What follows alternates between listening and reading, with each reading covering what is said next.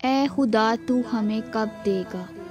ये कहानी उनके लिए है जिन्हें खुदा से शिकायत है कि वो हमें कब देगा। एक माँ अपने छोटे बच्चे के साथ कुछ चीज़ें लेने निकलती है। एक दुकान पर रुकते हैं तो बच्चा कुछ चॉकलेट को देख रहा होता है। क्यूट से बच्चे को ऐसे देखकर दुकान वाले को इस पर प्यार आ जाता है, तो इसे कहता है, बेटा इस बॉक्स में से अपने लिए कुछ चॉकलेट्स निकाल लें। बच्चा लेने से मना कर देता है कि मैं ऐसा नहीं करूँगा।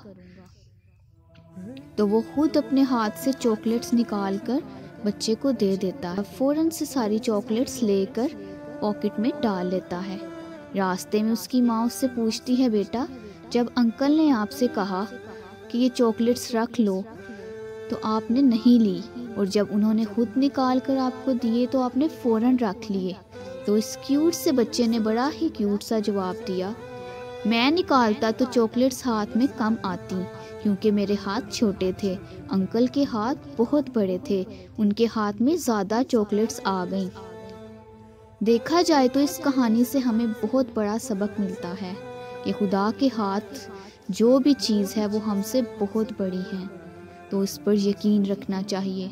हम जितना खुद से ले पाएंगे वो इससे कहीं ज़्यादा दे देगा।